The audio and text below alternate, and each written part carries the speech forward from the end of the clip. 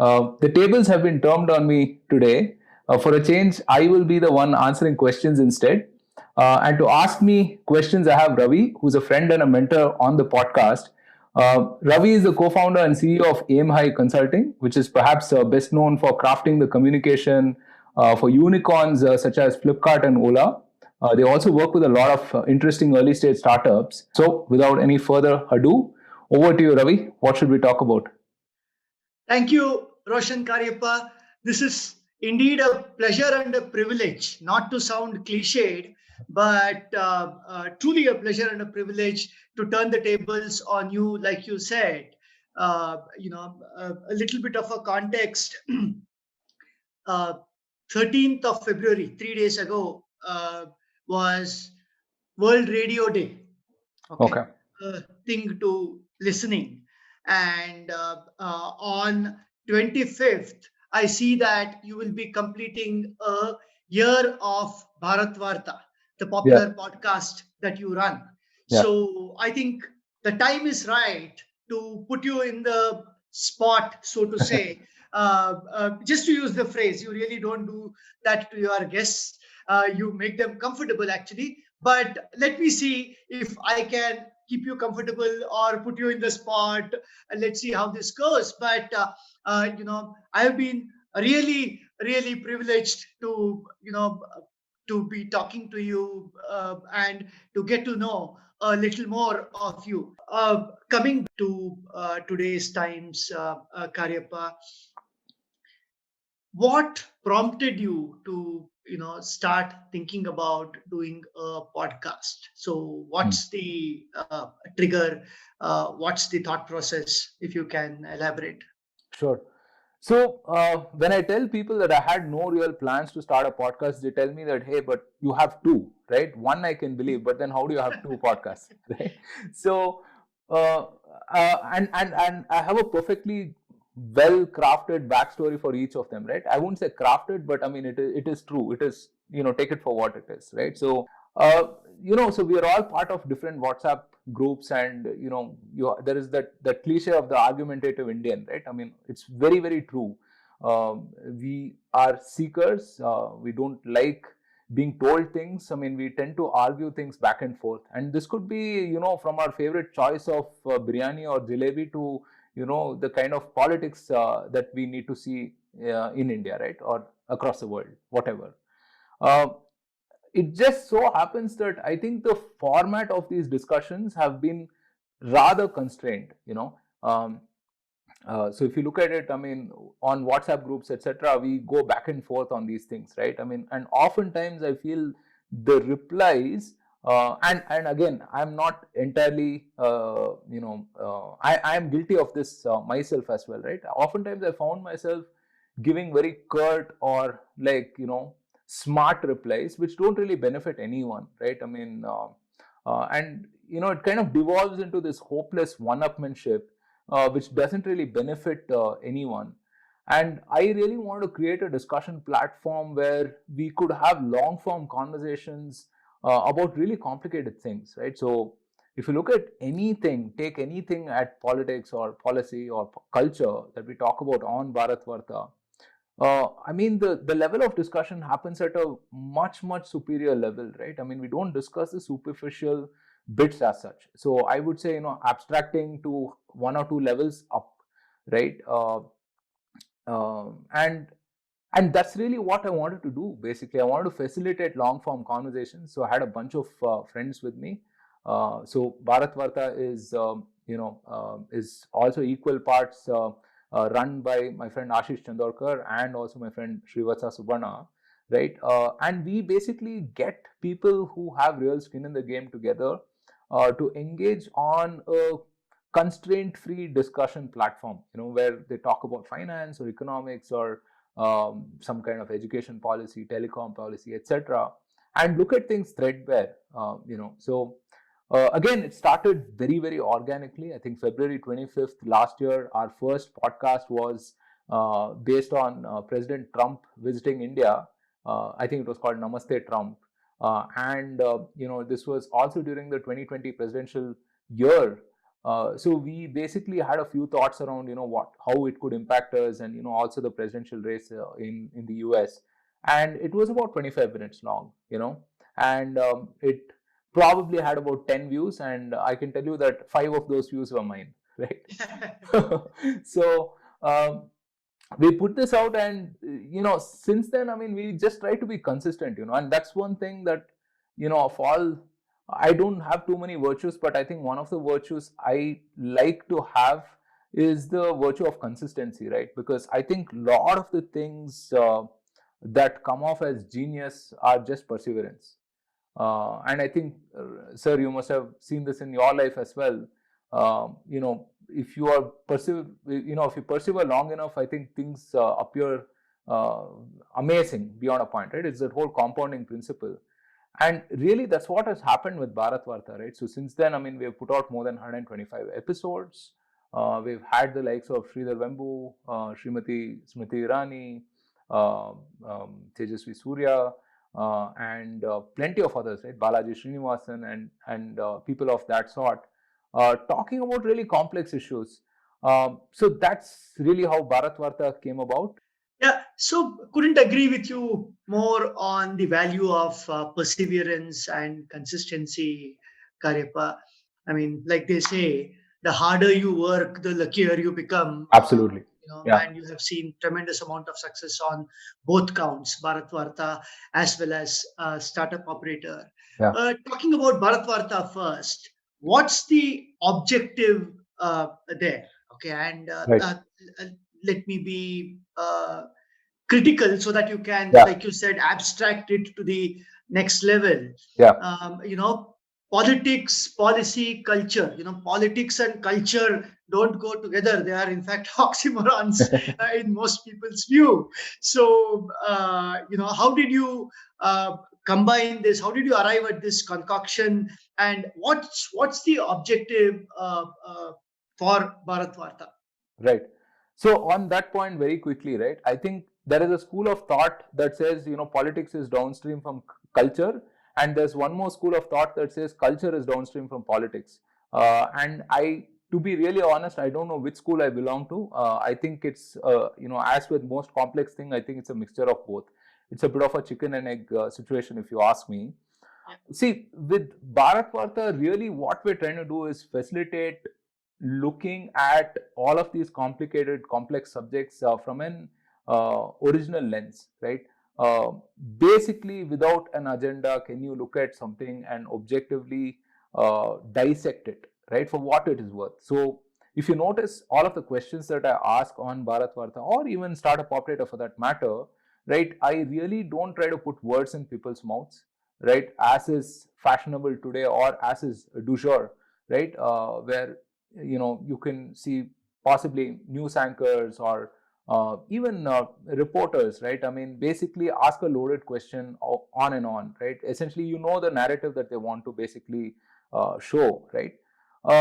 I feel, even if you want to craft that narrative, the best thing is to let people speak, right? Let them speak their mind openly about whatever. And again, there is this notion that you have to be tough and you have to counter people. That's not really required. I mean, if you see someone can, and this is from my experience of having spoken to, let's say, 200 people, right? It's easy to say something flippant and get away with it in 5 minutes. Harder when you talk about, let's say, 10-15 minutes. It's almost close to impossible to talk for about an hour and get away with it. Completely agree. It's very difficult, right? Because if you just follow the rabbit hole, the person ends up unraveling themselves, right? I mean, whatever they have to say, right?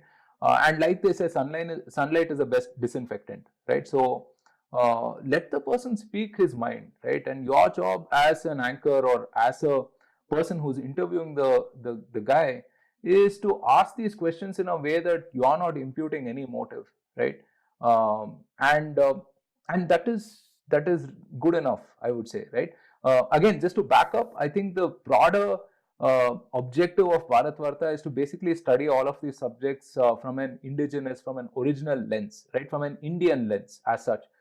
without really having a narrative to sort of craft, or without having some kind of a view to superimpose as such, right?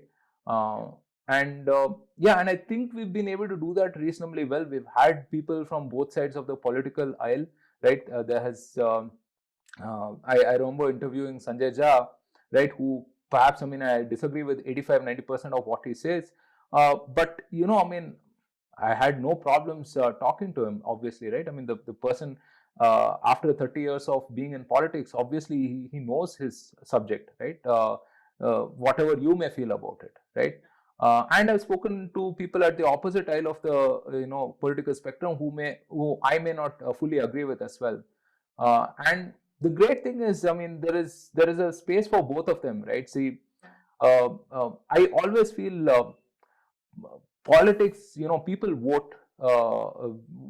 I mean, it's a clear way of voting for opinions, ideas, perspectives, the reality you want to see, right? Essentially, politics is ideas in motion, right? If you look at it. And if both parties or one party or the other is getting voted, there are a set of people who believe in whatever the other person is, I won't say other person is selling, but other person stands for, right? And I think our job is to look at these things objectively rather than take one position or another against it, right? So yeah, so that's really all. Yeah. So very interesting, because this to me sounds like political conversations sans politics. Absolutely. So Yeah. elevating the level of conversation to the next orbit where you are discussing issues rather than trying to get a polarized position out of them, Yeah. which is perhaps what is happening in the media. Yeah. So, do you think a little bit of fatigue which has set in about the media is also helping your cause? I would say 100%. I mean, because see, let me give you an example, right? So we started, our first episode was about 20-25 minutes long, and then it became 30-35 minutes long, and then it became 40 minutes long, right? And now we don't end an episode at less than an hour. It's, in fact, the episode that we published today is about an hour and a half. Now this runs counter to our presumption, and it was my presumption as well, that people like short snackable content, which is true actually. I mean, if it's on Instagram, it's probably a 1 minute content. It's on Twitter, it's 2 minute content. LinkedIn maybe like slightly more. YouTube maybe slightly more, etc. Right? But there is an audience that wants to go beyond these bite-sized headlines, soundbite sort of content into the depth of an issue, right? And I feel it's actually an opportunity for media itself to cater to that audience. Now, are they doing that? I'm not sure, right? But you could argue that infinitely they have 100x more resources than someone like myself, right? I don't even consider myself media per se, right? I'm just a person with a Zoom connection, essentially, right? Who's recording conversations. Uh, I personally feel there is a huge sense of fatigue, and I think people have been let down by the sort of journalistic standards that we are seeing right now, right?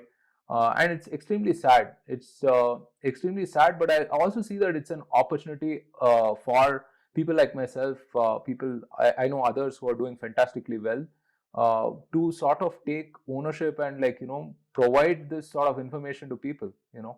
So yeah, to answer your question, absolutely. Yeah. So it will be unfair to talk about one side, which is media, and Yeah. then not to talk about the other side, where people behave like media themselves, which is Hmm. social media. You Hmm. spoke of the argumentative Hmm. Indian, Hmm. you know, but there is also this other argument that uh, the standards Hmm. of discourse, the standards of conversation have dipped. People are no longer interested in elevating their level of argument as much Hmm. as they are uh, interested in outshouting the other person, like you said, snappy responses, and then shut the other person up, kind of a thing, which wasn't really our culture, so to say. And if Absolutely. we go back to what you said about politics Yeah. being downstream of culture, we come from a culture of sound discussions, arguments, conversations, eventually leading to greater amount of light. Right. But from there, I mean, has the quality of discourse deteriorated so far as people are concerned as well? And how can Bharatvarta and the likes elevate this? Right. Yeah, I agree with you. I agree with you, and to a great extent, I feel like yeah, that has happened, right? One of the things that really blew my mind was when I came across this concept of Purva Paksha, which is that in the olden days, I mean, if I had to debate you, I had to actually articulate your position seamlessly in a way that you said that was like an articulated position. That's what I stand for. And then do the opposite, right? Which is to dismantle your argument that I have made the previous day, or whatever it is. And I just feel that shows like remarkable maturity, right? I mean, and this used to happen even in the Greek, with the Greek philosophers like Cato and others, right? Where they would go and make one argument the one day, and then take the opposing view the next day, right? Uh, I again, I mean, because social media is so loud and so pervasive, it might feel like, this is the kind of people and this is the kind of like, content that resonates mostly in India. But I actually have to disagree with that.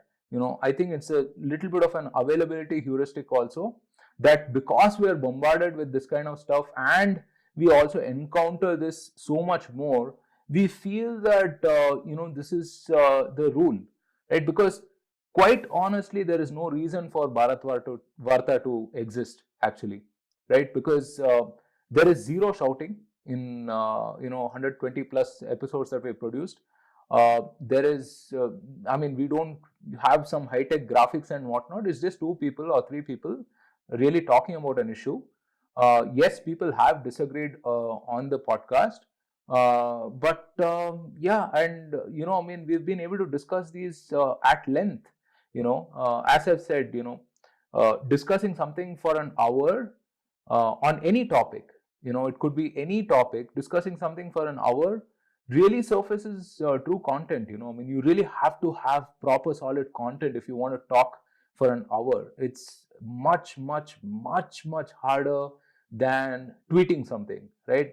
Saying something in 140 characters and not really having to respond to the 20 comments under that, right? So yeah, I really feel there are both sorts of audiences. I am really optimistic that we do have a significant base of people who really are still steeped in that sort of culture, right, of seeking.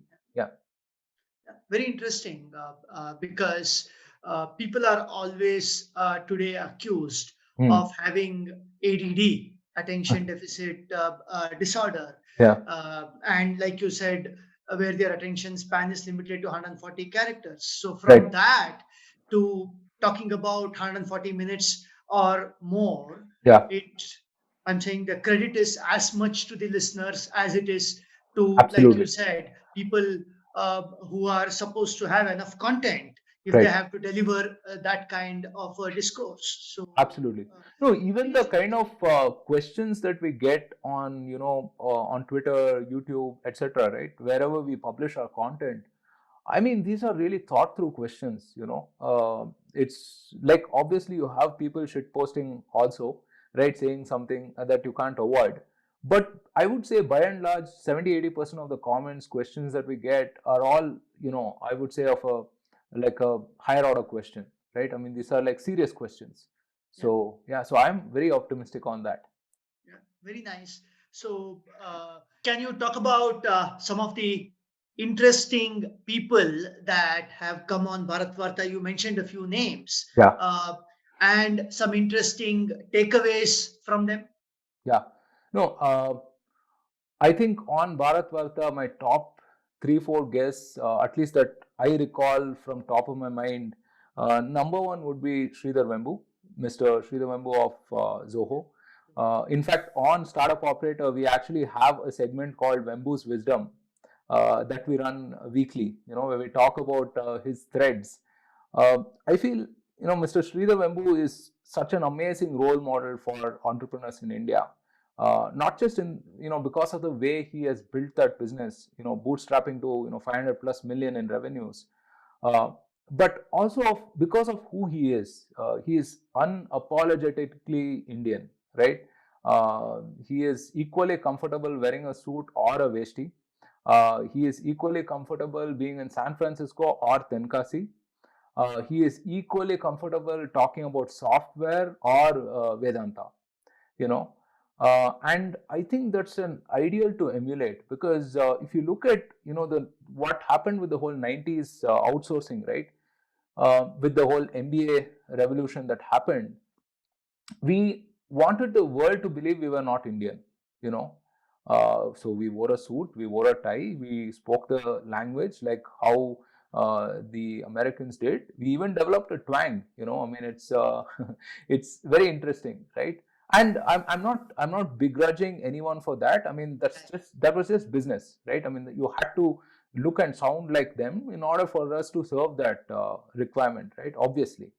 Uh, but then, it's such a stark change from where we are with Mr. Wembu at this point of time, where, he's got probably 2,000, 3,000 customers across the world. And here is a man, I remember, at the height of COVID, he did a video explaining, Zoho's philosophy and how at that point of time, Zoho reached out to its customers and said something to the effect of, if you have payments upcoming or whatever it is, we will actually take care of you. Don't worry about it, right?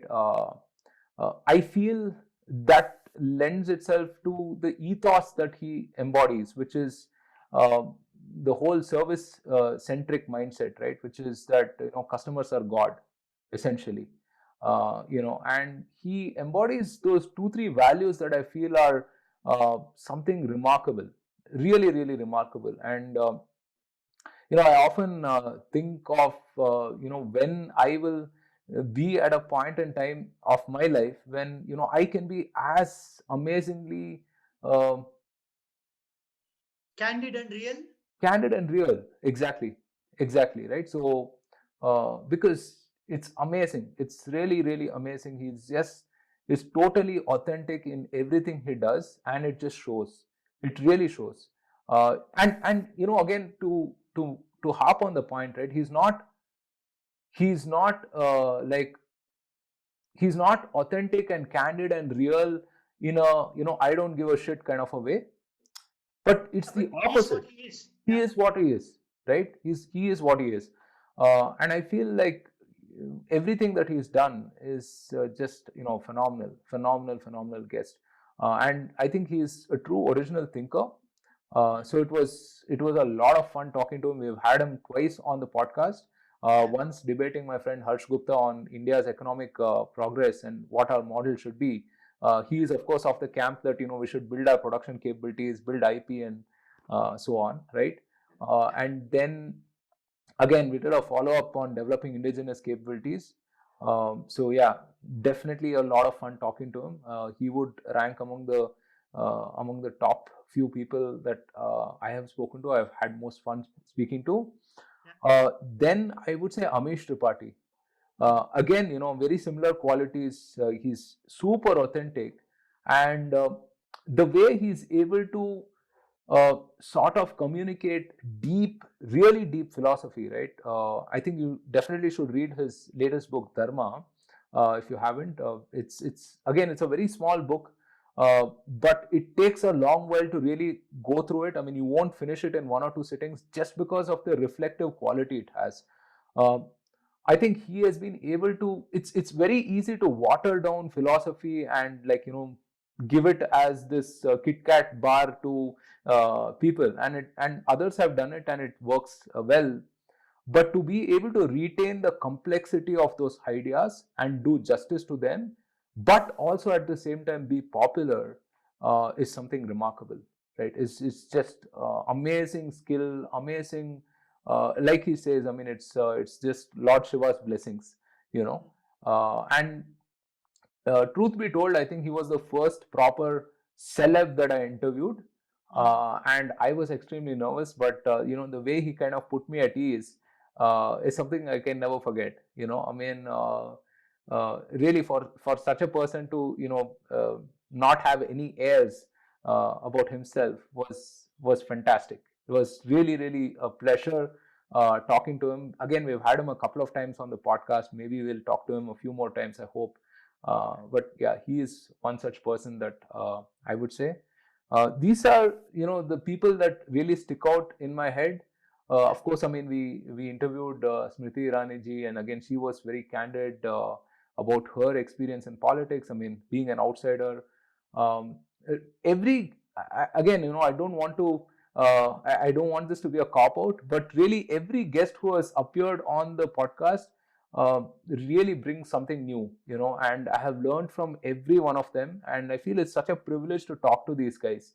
What are the odds that here is this really really amazing person spending 1 hour of their time with me, of all people, so I think of it as a privilege. Yeah.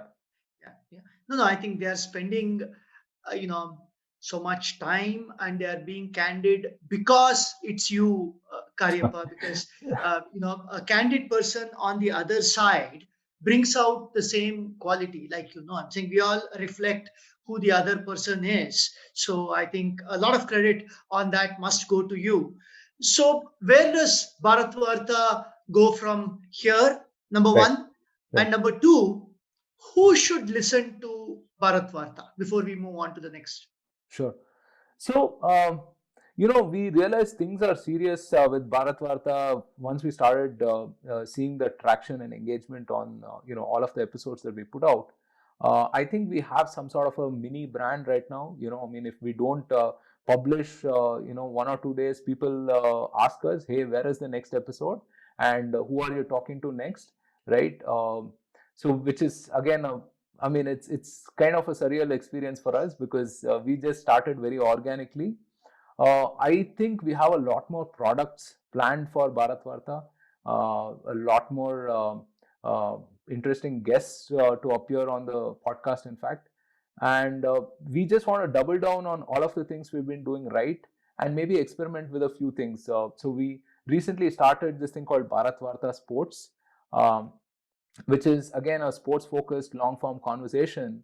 No offense to any cricket commentators, official cricket commentators, but I really like listening to my friends when the match is on, and that is the sort of experience that we're trying to simulate, where we basically want to chat in a way that you would talk with a bunch of your friends if you were watching the match or something of that sort. That is one thing that we're trying to do with Bharat Varta Sports. That'll be a fortnightly, which we'll do live. Sometime back, we started doing this thing called Bharat Varta Weekly, which is a 30-minute, very concise discussion on 4 or 5 important things that have happened in the news in the last week. So if you want to skip the headlines and the news bites and the blaring debates and absolutely mindless stuff that will give you high BP, you can log in Sunday 10:30 a.m. 30 minutes. We discuss everything in a calm and measured way, and talk about things that you think you might have missed, but it's super important. Like for example, some of the infrastructure development work that's happening that will potentially impact us for the next 5-10 years, right? So things to that effect.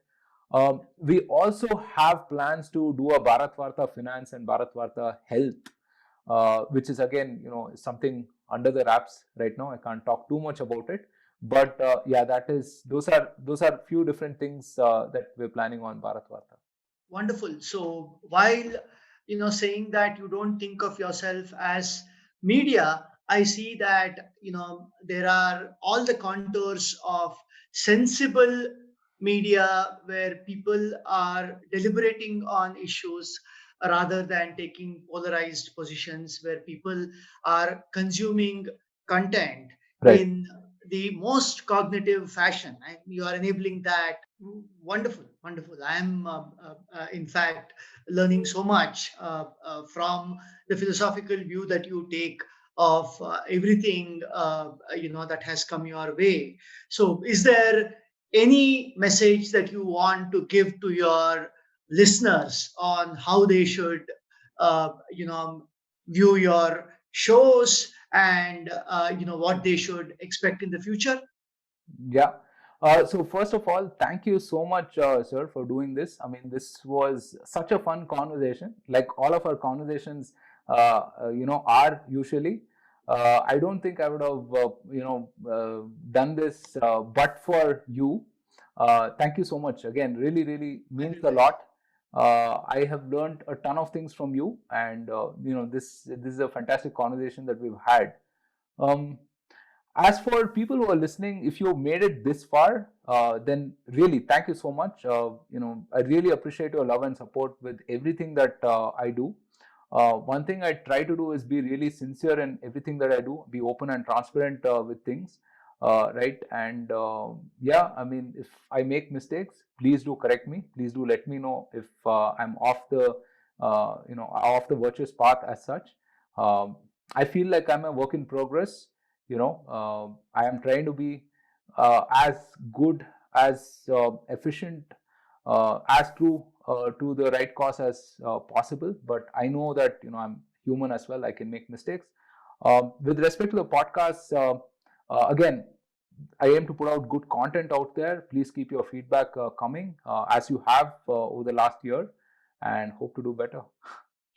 Yeah, thank you so much, Roshan Karyappa, for elevating the level of debate and discourse and conversations in our society in a world like how you put it. I'm saying which is filled with either mindless cheerleading or crushing cynicism. I'm saying striking a mid path there and making people calm and patient in the way they listen to conversations and start participating in a lot more meaningful fashion in those debates and discussions.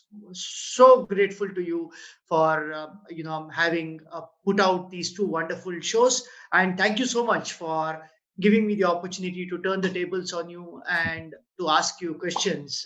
We shall do this again, perhaps maybe a year down the line when we will have so much more to talk about. Thank you so much. Absolutely, absolutely, and entirely my pleasure. Entirely my pleasure. This was a fascinating, fascinating conversation, one that I will not forget very easily. Thank you so much. Thank you so much.